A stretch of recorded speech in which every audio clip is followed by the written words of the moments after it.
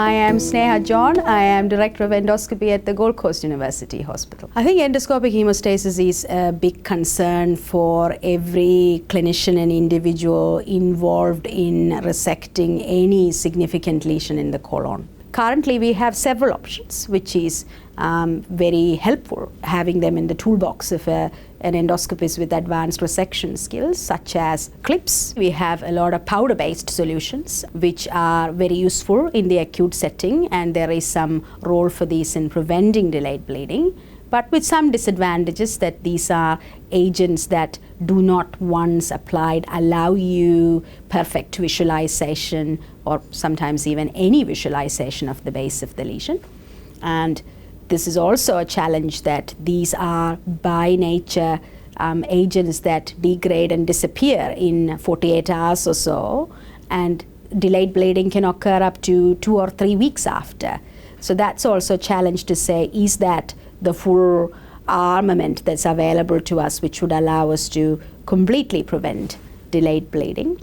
And clipping may have mechanical disadvantages in some lesions or in some locations, and the cost of clipping is also a huge challenge to large public health services where, without 100% evidence to back prophylactic clipping for every significant lesion you resect, it would be challenging to practice that in a day-to-day real-life practice, whilst acquiring more and more high-risk patients in these situations. So I believe the use of an agent like Purostat is very appropriate in some of these situations, and therefore the addition of that to the toolbox is critical in some of these patients. One of the quickest things I learned about Purostat was how easy it was to apply.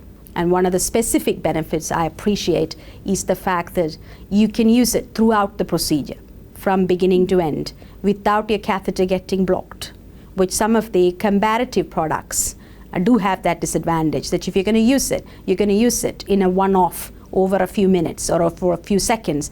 You don't always have the glorious option to keep some in the kitty and then come back to it to use later on. Whereas with Purostat, I learned early and I appreciated that it's a very clear, transparent gel which can be placed very easily. So the learning curve for application has been very quick. So that's been one of the primary advantages. After the ease of use, if you have some intraprocedural bleeding and you've used a small quantity to manage that, you can safely continue your resection, come back to it at the end, and then use the rest of it without having to use new equipment, open a new vial, save your cost, and complete the procedure and use it at the base of the resection for delayed bleeding. So these are significant pros in my experience. The other significant benefit would be being able to visualize the base, so that if you had any concerns of ongoing bleeding, if you had any concerns of breakthrough bleeding, you could see that and act on it.